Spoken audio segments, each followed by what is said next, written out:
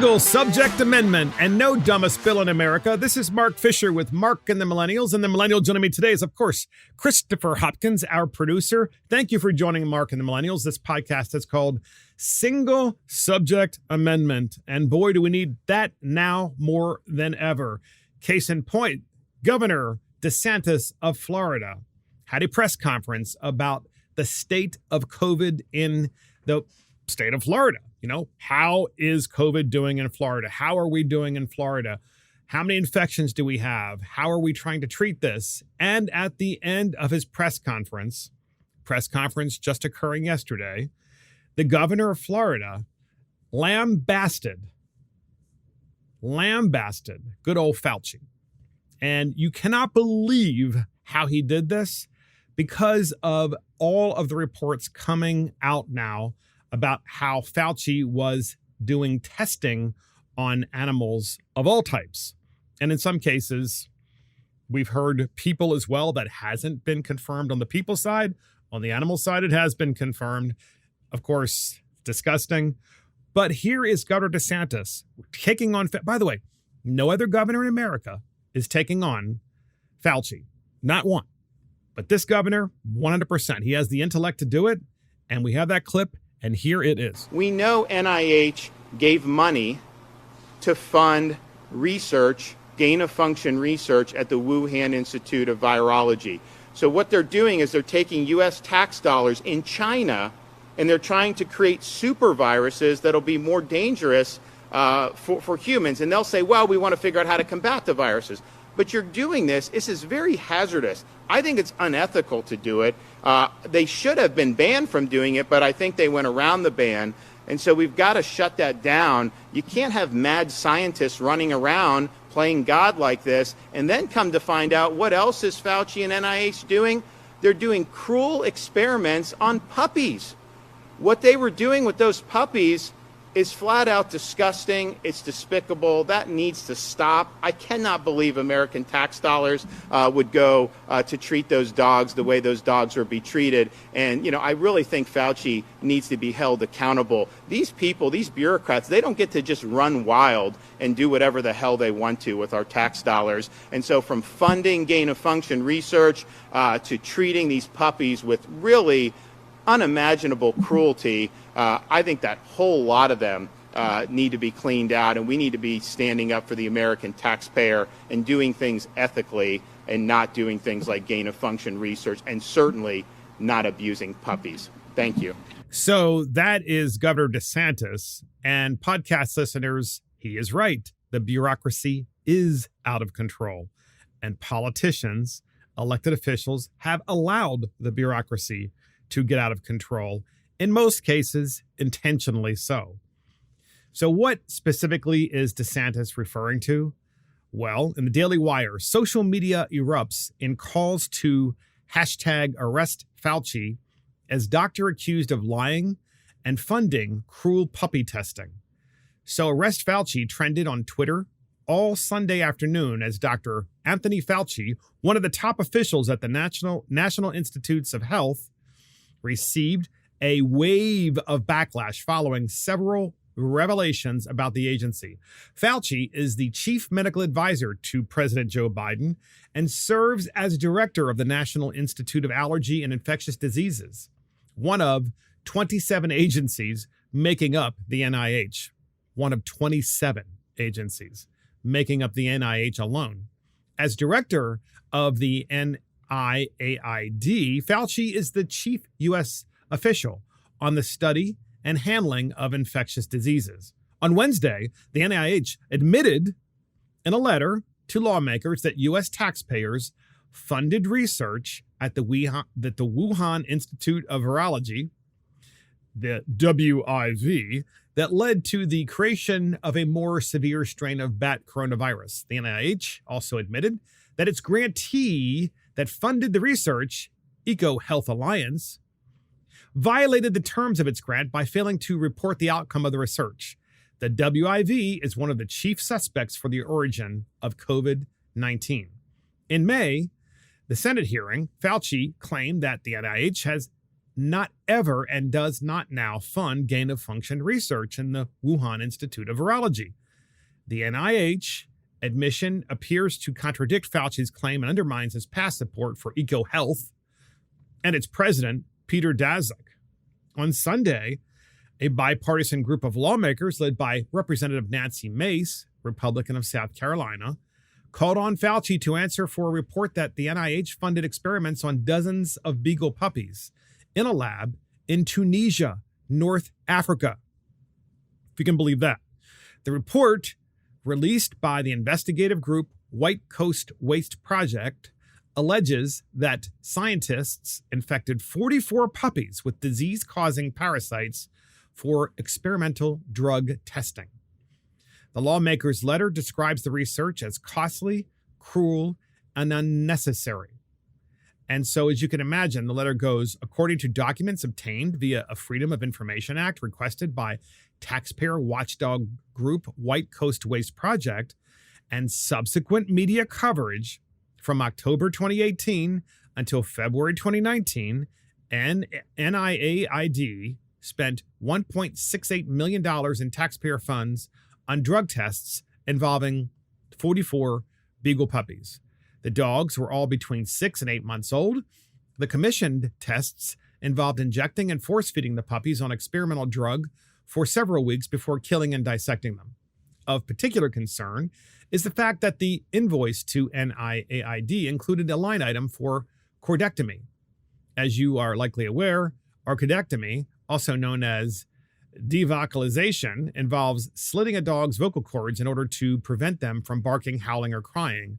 This cruel procedure, which is opposed with rare exceptions by the American Veterinary Medical Association, the American Animal Hospital Association, and others, seems to have been performed so that experimenters would not have to listen to the pain cries of the beagle puppies. This is a reprehensible misuse of taxpayer funds. So, in a letter to Representative James Comer, ranking member of the Oversight and Reform Committee, the NIH provided additional information and documents regarding the NIH's much scrutinized grant to EcoHealth Alliance.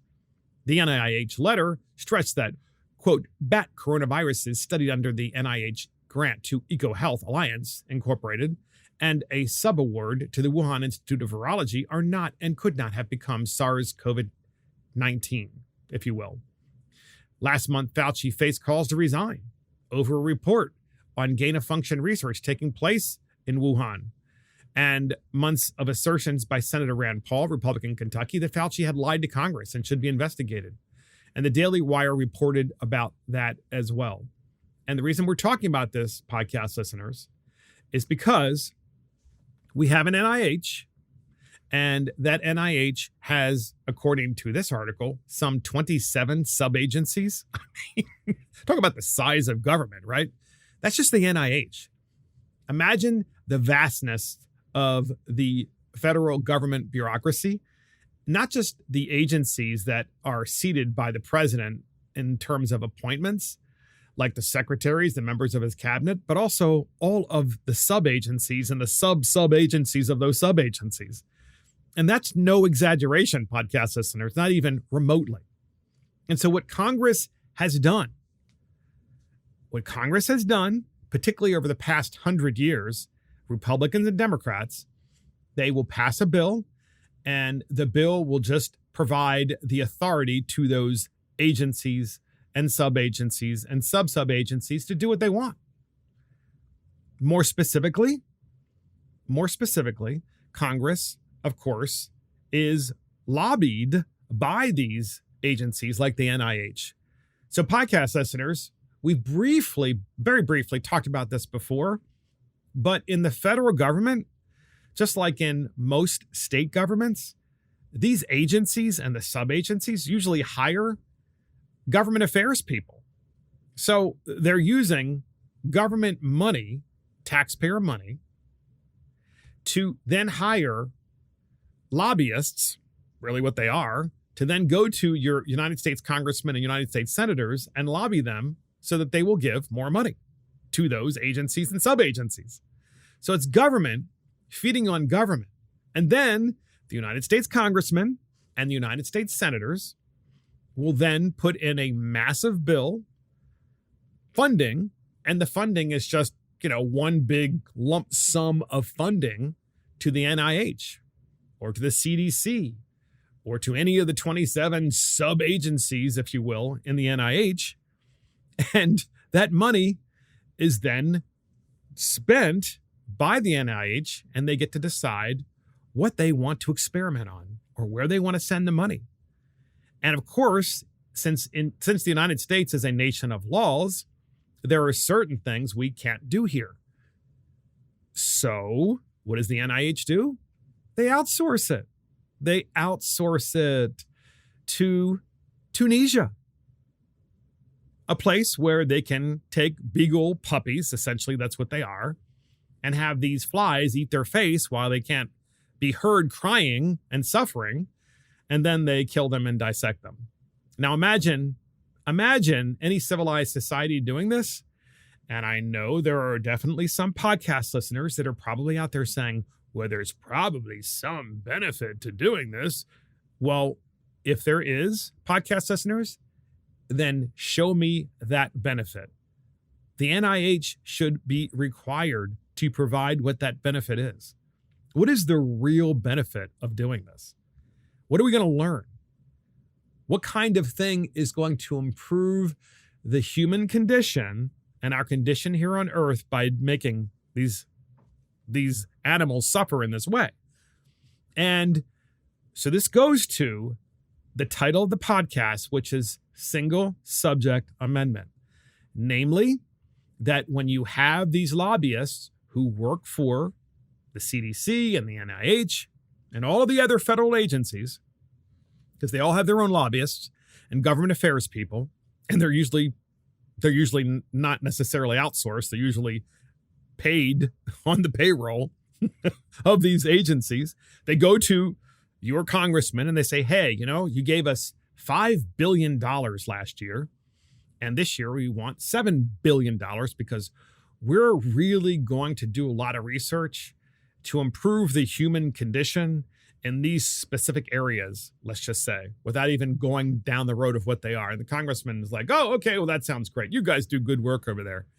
Well, podcast listeners, if there was a single subject rule in the United States Congress, then by definition, what that would mean is that there would be a bill all by itself.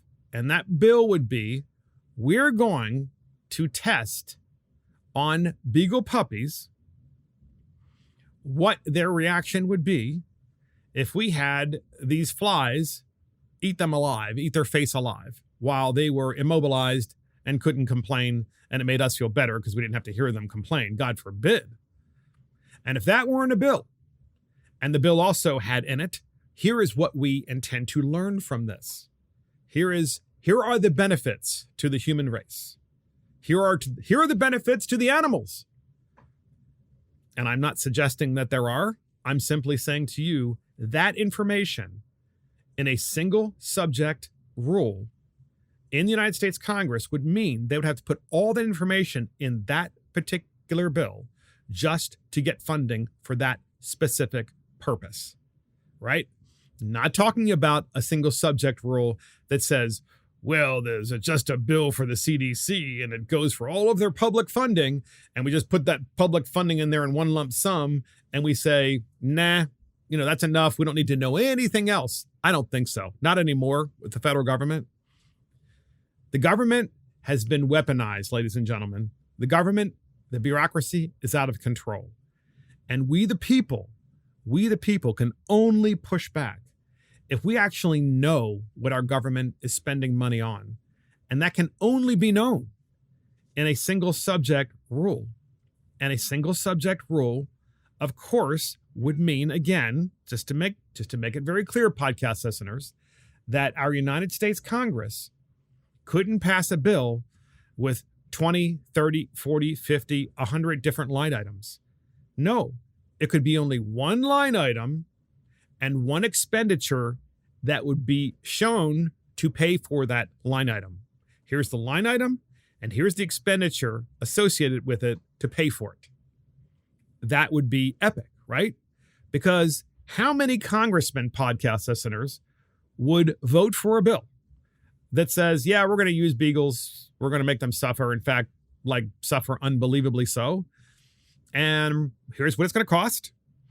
And oh, by the way, it's illegal to do it here in the United States, or we at least think at a minimum that it's incredibly unethical, so we're going to outsource it to some corporation who then is going to take it overseas, kind of like the way we outsource our jobs, except that instead we're going to outsource this horrific research in Tunisia. Why Tunisia? Why? And by the way, that information should be in the single subject rule. Maybe part of this conversation that we're having about the single subject amendment should be that in addition to telling you what the money is being used for, we should also know in the single subject rule where the money is going to be spent. In other words, will the money be spent in the United States, and will this help American jobs? Yes or no? Or will this taxpayer money, the money that you and I are paying, will this actually be spent overseas? In which case, it won't be used for American jobs. And so everything about this, of course, this NIH program with the beagles, everything about it, and of course with the Wuhan lab, that goes without saying, just stinks of high heavens, because the American people have been asking, in my opinion, for the past year and a half, the wrong question. And the wrong question isn't whether the research, isn't whether COVID-19 was released intentionally or not intentionally from China. The real question that we should be asking is, what the hell are we doing spending this money in China anyway on gain of function research? And what the heck are we doing spending money in Tunisia anyway to literally murder dogs? What is the purpose of that? And that, to me, those are really the questions. And how do we stop it? Of course, the final question. And we do it with a single subject constitutional amendment. And such a constitutional amendment would provide that a law cannot be enacted by Congress unless it pertains to only one subject. But I would add to that, and only one expenditure for that subject, and only one line item per subject may be in a bill. So in other words, you can't do, we're going to kill beagles, we're going to do research at the Wuhan Institute of Virology, and here's what it's going to cost. No, they each have to be their own bill. We must describe what the purpose is. We must describe in the bill what the true desired outcome is. What is it that we're actually trying to accomplish? If it were successful, what will we be accomplishing? And then lastly, will this money be spent in the United States of America, or will it be spent somewhere else? And then United States congressmen and United States congresswomen can then make an intelligent decision about whether they really want to vote for those single subject bills. Because do you think for one moment they would vote for it if they knew that's what they were doing at NIH? I don't think they would. But of course, the reason they don't know is because Republicans and Democrats have literally decided to cede all power and all knowledge to the bureaucracy. And while they're having this conversation at the federal level, about LGBTQ matters and trans matters and all these other things, instead, what we should be having conversations about is a bureaucracy that has been weaponized to the point that it is not answerable to anyone. And anytime the bureaucracy finds that it is in any way in danger of you and I coming after them and holding them to account, the bureaucracy finds a way of further weaponizing itself with their lobbyists to Congress to try to create more secrecy and less accountability. And we've let the Congress do this, and Congress has let the bureaucracy do this. It can happen, podcast listeners, moving forward, if there were that single subject amendment. And the single subject amendment, again, to the Constitution, would provide that a law cannot be enacted by Congress unless it pertains to only one subject and only one expenditure and line item for that subject. It would never pass otherwise, ever. And guess what? There's only one organization nationwide that is promoting this and other constitutional amendments that are truly common sense constitutional amendments that really fight to limit the power of government. And that is the Convention of States, which you can go online to conventionofstates.com and sign their petition, and then please get involved in that organization, because they also want term limits. They want to push back against the federal bureaucracy and its overreaching authority and power, as we just discussed. And one key way to do that is through the same single subject rule in Congress.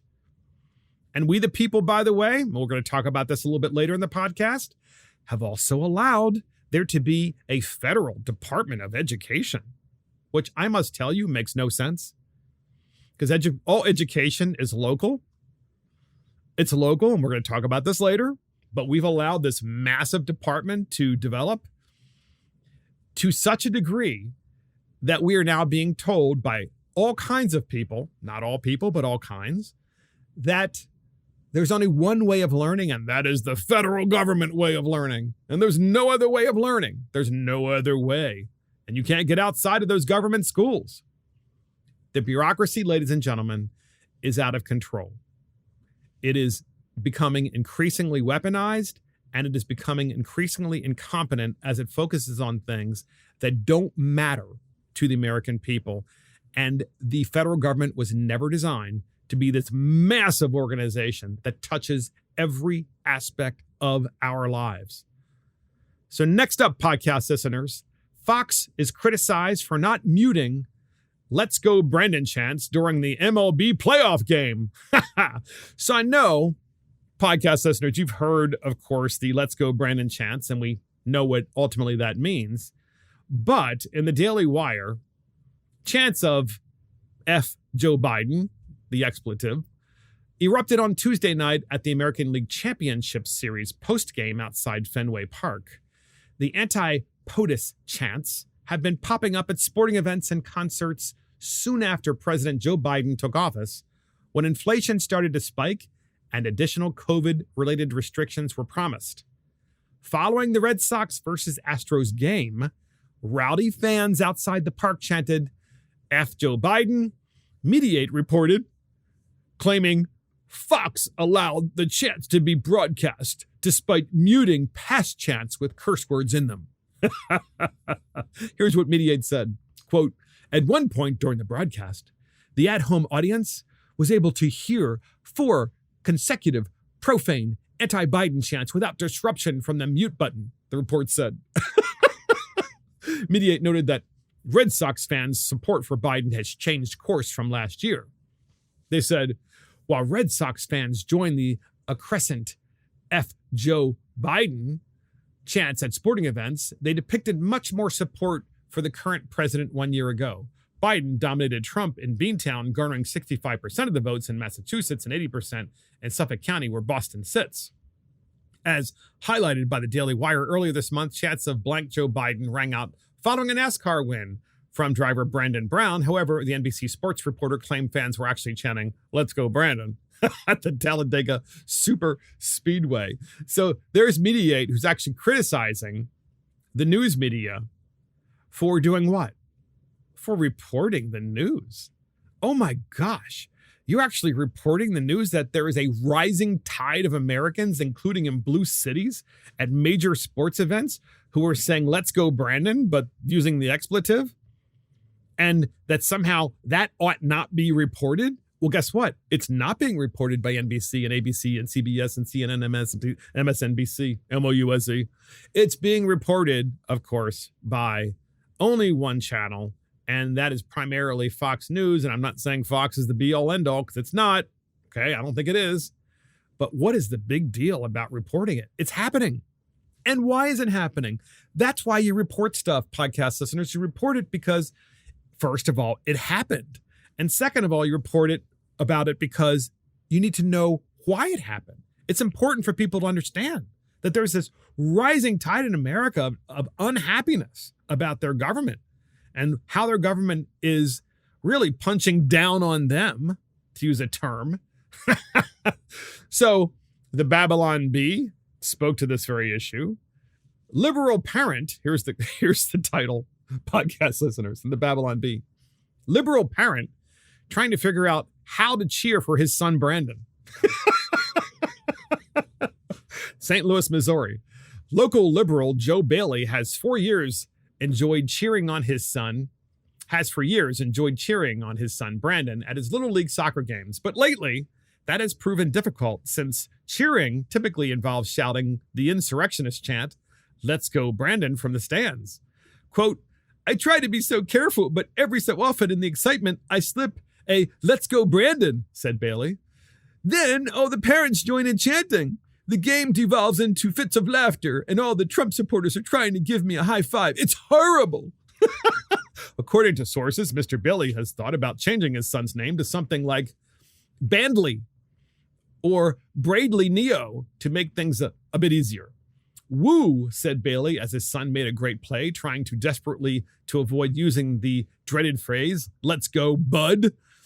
"Well played, positive reinforcement." Just then, Brandon scored a goal, causing his dad to jump to his feet and an involuntary scream, "Let's go, Brandon," causing the entire crowd to join in. So, that would be, podcast listeners, a progressive's nightmare. Also, I have to share this.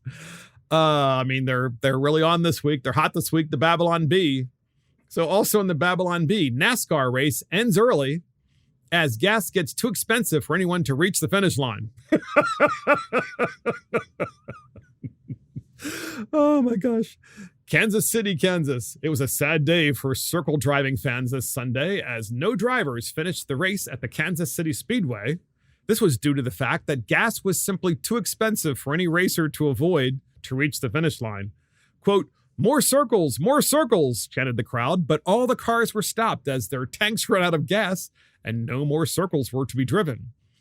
Quote, "I really wanted to finish driving the requisite number of circles," said Kyle Larson, who was leading up until all the drivers quit. "We did some calculations during a pit stop and compared the cost of gas to the prize money, and it just wasn't worth it." I feel like I let the fans down, but hey, none of them were willing to chip in for gas. The fans did seem disappointed, and their "more circles" chant switched to "Let's go Brandon," even though whichever driver was Brandon seemed to be stopped as well. Some drivers have asked NASCAR to compensate them for mileage driven, but Bob NASCAR, the CEO and founder of NASCAR, says they can't do that or they would go bankrupt. He has instead suggested that the drivers considered going electric. Are you not woke enough? Don't worry. We got you covered. Follow these easy steps to become woke or else in the good old Babylon Bee. That's really good stuff, Babylon Bee. I have to admit. I mean, you're really hitting a nerve in America.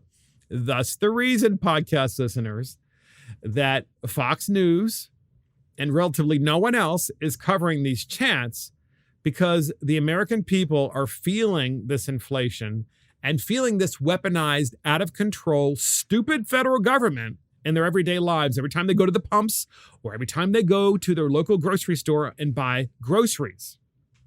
So next up, podcast listeners, we've been talking, I guess the last week or so, about Dave Chappelle's special. And as you probably recall, Dave Chappelle had a special called The Closer.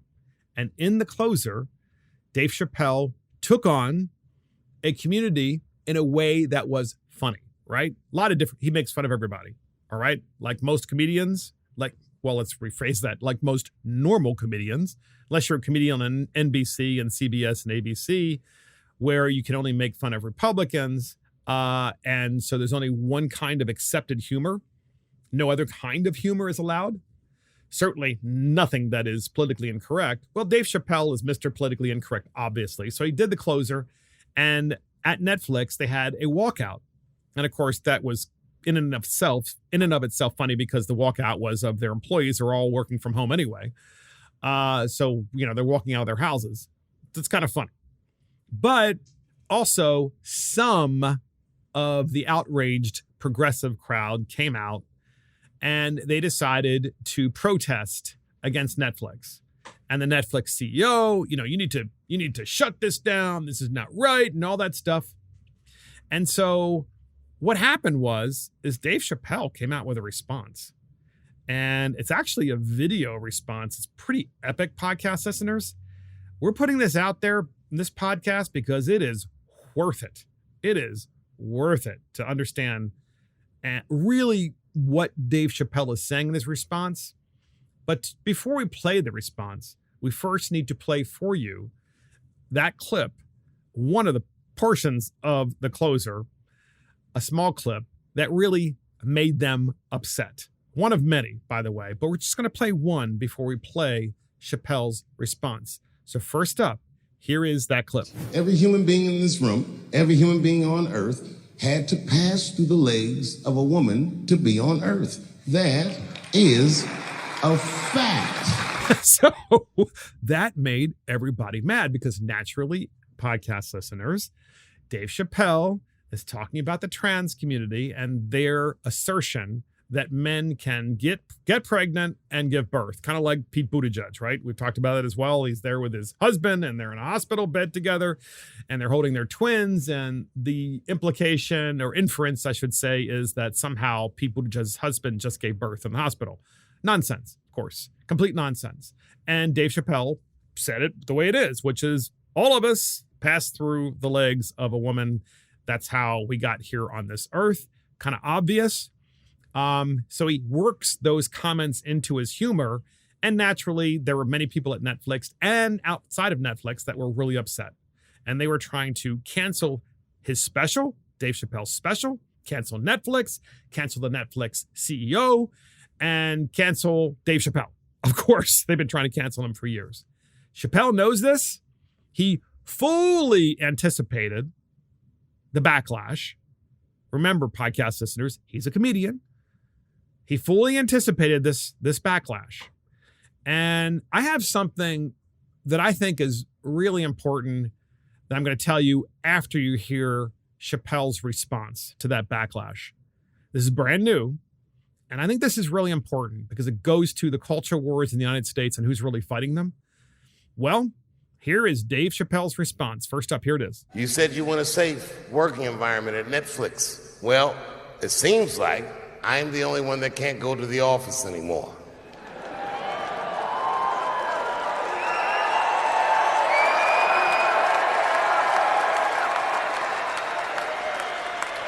I want everyone in this audience to know that even though the media frames this, that it's me versus that community, that is not what it is. Do not blame the LGBTQ community for any of this shit. This has nothing to do with them. It's about corporate interests and what I can say and what I cannot say. Amen. Oh my gosh. Look, the hair stood up on the back of my neck because he is saying exactly what so many of us in the conservative movement believe. And I believe that so many classic liberals believe too, of which Dave Chappelle is a classic liberal and comedian. Namely, that the only people that can really cancel you when you think about it are the corporations. How do they cancel you? Well, they take you off of the air if you're a comedian. So that's how you get canceled. Or they just stop paying you. Same thing, right? Take you off the air, stop paying you. You're canceled. You have no way of making a living. You can't feed your family. You can't do your craft. So you're forced to go into these speech codes that they require you to go through. And of course, I know some out there in the progressive left are saying, yeah, but the corporations are really afraid of their customers because their customers might come after them because this is just such offensive language. Nonsense. Nonsense. The corporate interests can easily stop this tomorrow if they want to by simply saying to the trans community and to others, this is a comedy special. Don't like it. Don't watch it. There are literally thousands of things you can watch on Netflix. Okay? Don't watch the thing that offends you. Pretty simple stuff.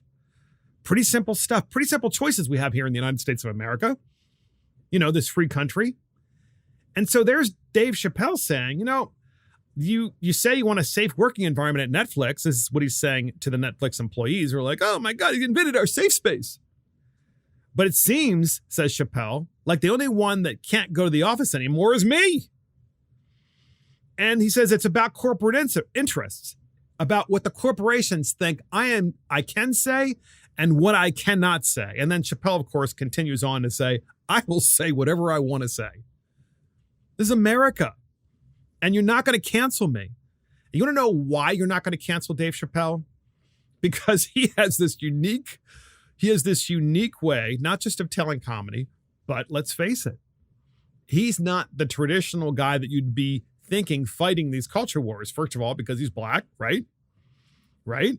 He doesn't fit the narrative of the left, of the fact that he's only able to think one way.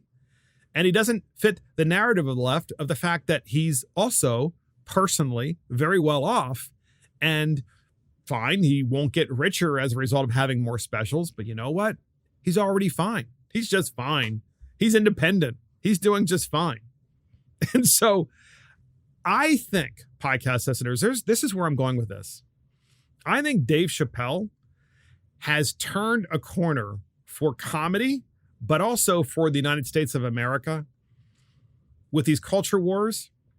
And I think he is, in the 21st century, the most important comic and comedian of our time because of it. And that is a huge thing. And in the 20th century, I think the most important comic and comedian of our time, this is my personal opinion, there are several, but I'm going to give you mine, was George Carlin. Because he also went after the culture wars, podcast listeners, but he went after? He went after the conservatives. He went after the conservatives. And now you have Dave Chappelle, who's also a liberal, like George Carlin, who is taking on the progressives. The progressives. And more importantly, really creating clarity for the first time, I think, in modern American history. Clarity, podcast listeners, that who is really responsible for the cancel culture in the United States of America are the corporations who are literally saying to you, you know what? I don't like the fact that this is what you believe because I saw something that you posted 10 years ago, or I saw an email that you posted 15 years ago. And as a result, we're not going to hire you and you're not going to be hired ever by anyone. We're going to make sure of it. We're going to make sure that we ruin you economically because you have a different opinion and that is not allowed. And that's what the corporations are doing. And Dave Chappelle handed it to them and said, they're not going to tell me what I can and can't say, period. And the trans community isn't going to tell me what I can and can't say. Period. And then he goes on, to be fair here, he goes on to say that he doesn't have a problem with the trans community, but he just wants to be able to have comedy. And the comedy isn't hyper-focused on them, but he is lately hyper-focused on them because they have hyper-focused on canceling him. And they can't succeed without the co-opting of the corporation. The corporation is the one and the only one that can truly cancel you. So I am going to say this again. Dave Chappelle is the most important comic comedian of our time. He is turning the corner in America of the culture wars. He's literally doing it single-handedly. He's doing what none of us have been able to do, which is to expose through comedy how stupid and out of control these people are, but also who truly is the enemy here. And it's, quite frankly, corporate America who has decided to be co-opted by the progressives and terrified and on board with canceling people that have a different kind of opinion. So next up, podcast listeners, Loudoun County parents ask the entire Board of Education to resign. Yes, you heard that correctly. The entire Board of Education of Loudoun County, Virginia, has been asked to resign. They've been asked to resign by the 120 speakers, more or less, at the most recent Loudoun County school board meeting. And there is one individual in particular who is an American immigrant who spoke there and he spoke to the news media about what he sees going on in Loudoun County. We have a clip from him. This is important stuff. And here it is. This just goes to show how disconnected the school board and the superintendent is from actually what's going on in our schools. So when you have parents coming out months after months over and over again saying the same thing, don't do this, and majority of the parents who are showing up and speaking out are saying the same thing.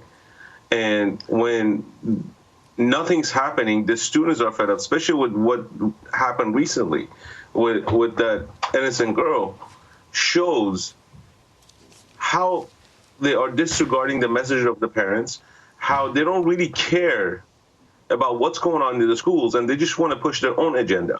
This is an ideology war. This has nothing to do with curriculum anymore. We are fighting an ideological war with these people. And these people are sick. These people are pathetic.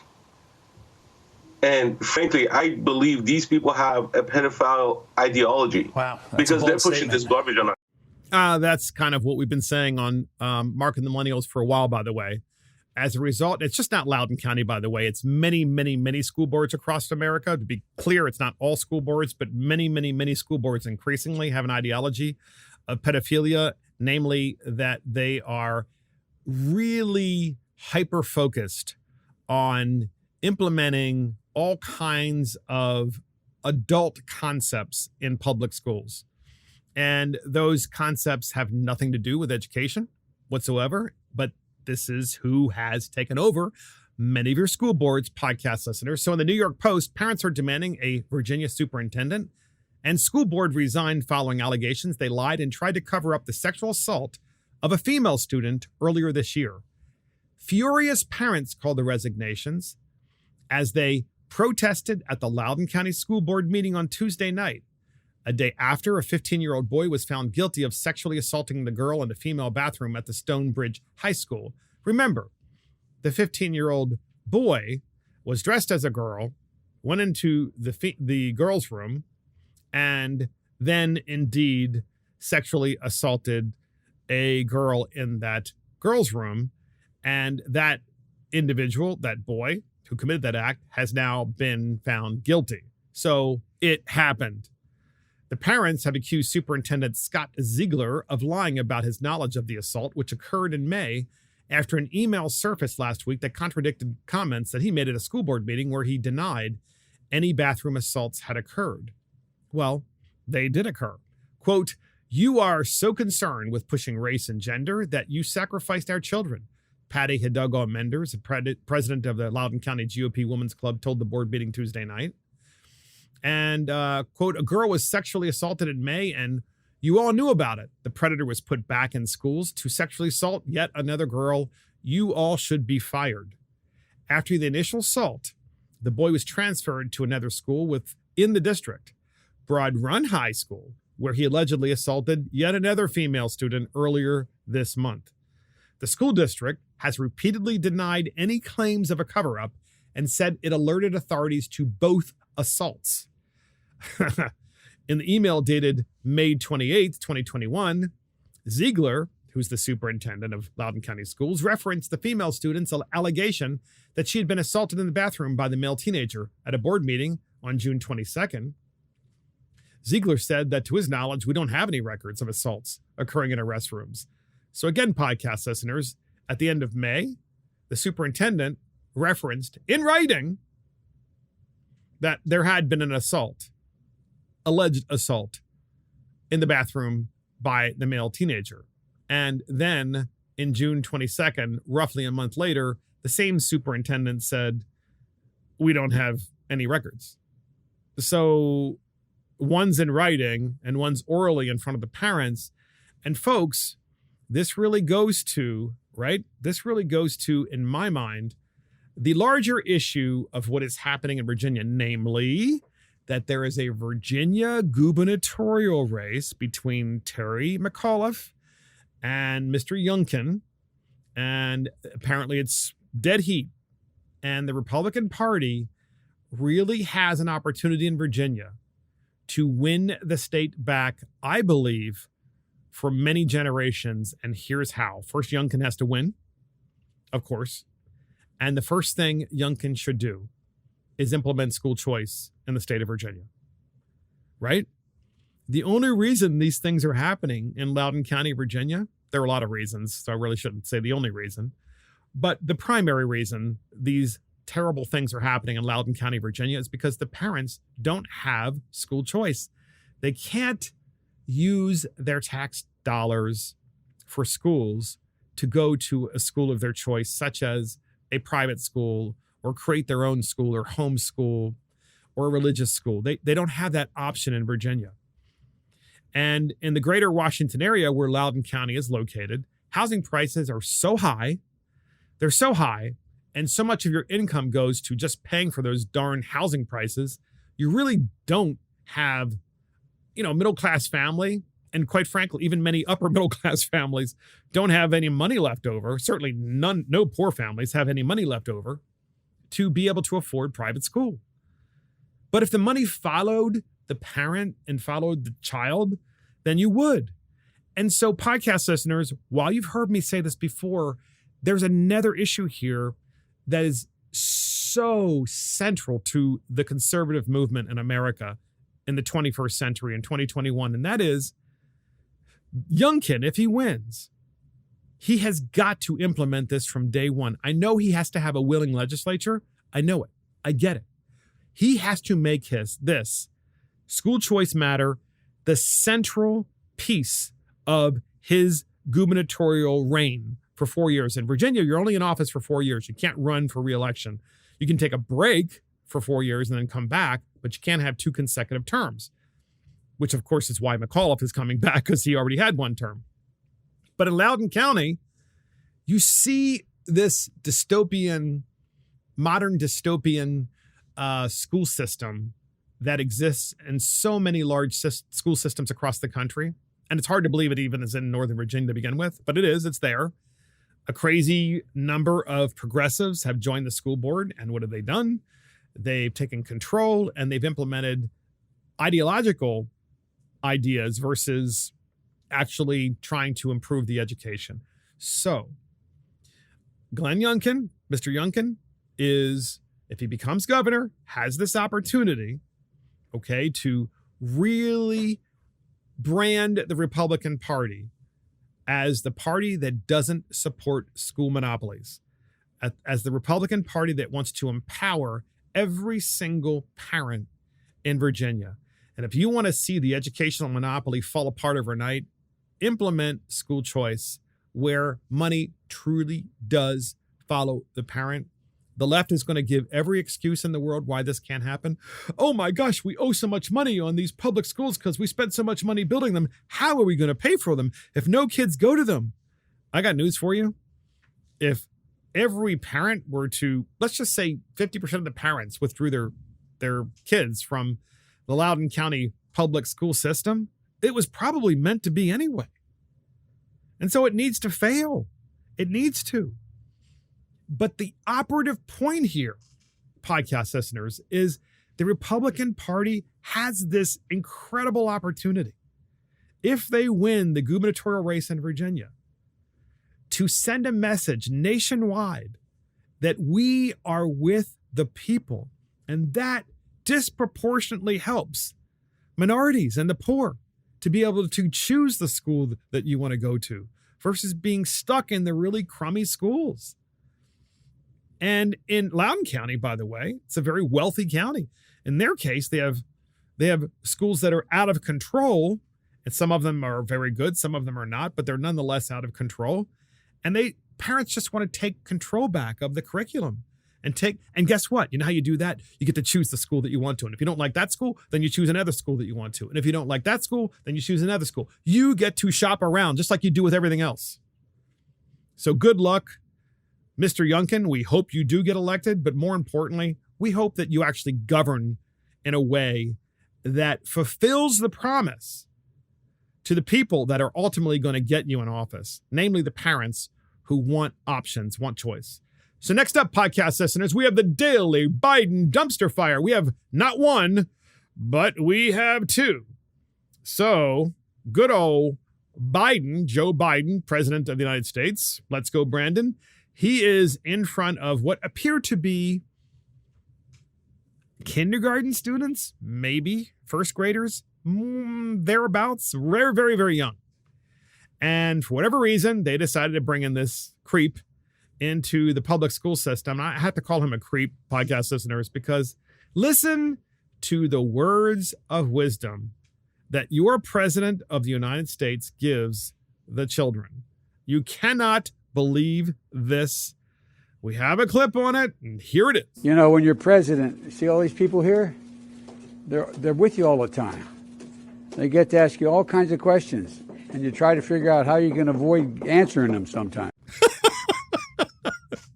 The president of the United States telling children, you have all these people following around, and, you know, you got to figure out how to avoid them and not answer any of their questions.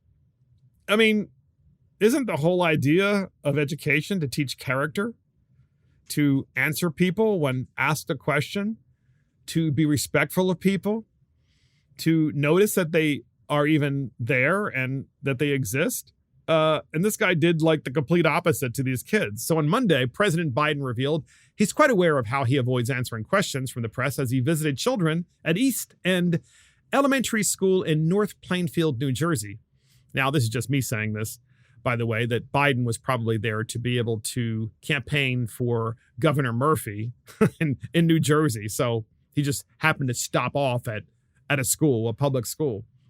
While the elementary school children were playing at their tables, Biden intoned as he gestured toward reporters, quote, you know, when you're president, see all these people here, they're with you all the time. They get to ask you all kinds of questions, and you try to figure out how you're going to avoid answering them sometimes. You know, so podcast listeners, you're basically telling the children, well, when the teacher asks you questions, try to figure out a way of, you know, not answering them and avoiding the questions, you know, because you really don't have to do that. You really shouldn't have to do that. That's the president of the United States, what he thinks about your children and out of this massive opportunity that he has in front of the press to offer words of wisdom to children.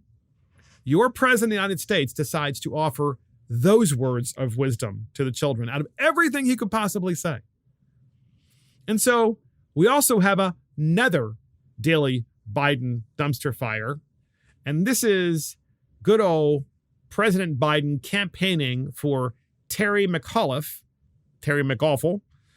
in the state of Virginia. So, of course, you know that Terry McAuliffe, who's running for governor of Virginia, is in big trouble when he brings in a president whose approval ratings are upside down, even in the state of Virginia. You know you're in trouble then, right? It's like you want to bring in only the really popular politicians, the most popular, because then by definition, you're standing next to them. And by that association, people are like, oh, you must be a good guy because that guy's a good guy too. Well, then you bring Biden in and you're like, well, wait a minute. Most of the people in your state think he is an idiot because he is, the way he's run our economy into the ground. Well, you would only bring him in if you were really in trouble of not actually getting elected in the state of Virginia. So Joe Biden shows up because he was invited by Terry McAuliffe. And here is what Joe Biden said in front of the crowd. Folks, you tell me what he's actually saying. Here is the clip. In fact, we're taking a page from Terry's book when he was governor and when he'd be governor next time. We're emerging from this pandemic. We want to expand pre-K for 3 and 4-year-olds, millions of pre-K students. So he wants to expand pre-K for the millions of us and whatever else he said there. So, but there's more to that comment than what meets the eye, because it's not just that it's a daily Biden dumpster fire and that Biden is there and he completely messes up his words, podcast listeners. It's also the fact that Biden is in all places in Virginia campaigning for Terry McAuliffe. And what is Biden talking about? He's talking about expanding the educational monopoly even more to pre-Kers. So you have this problem in Virginia, in K-12, where government schools are not functioning properly. Everybody knows it, including the citizens of Virginia, which is why you would get a Republican to win in a blue state at this point, because of all the stuff that you're seeing on TV, about Loudoun County and elsewhere. And then the president of the United States comes into town to campaign for Terry McAuliffe. And what does he say? Let's expand the establishment, the educational establishment. So instead of K to 12, it's pre-K to 12. Oh, yeah. Let's engage in ideological warfare against your children at an even younger age. And then let's have Joe Biden show up and tell them how they should avoid questions, which is what he did in New Jersey. I mean, this guy, it's hard to believe that in modern America, that anyone watching the Democrat Party would think that it would even be appropriate at this particular point in time of electing a Democrat as governor of Virginia, and would be even willing to expand the government monopoly of schools. It makes no sense. They are in the wrong message, and they are in the wrong message, wrong time in Virginia. And this is the wrong group of basically old rehashed Clintonites and Obamaites who all believe the same thing, that all things emanate from government. Well, that's it for Mark and the Millennials. Thank you for joining Mark and the Millennials. This is Mark Fisher. Thank you to our producer, Christopher Hopkins. Check us out on iTunes, Spotify, YouTube, Twitter, Parler, Facebook, and our website. See you next time.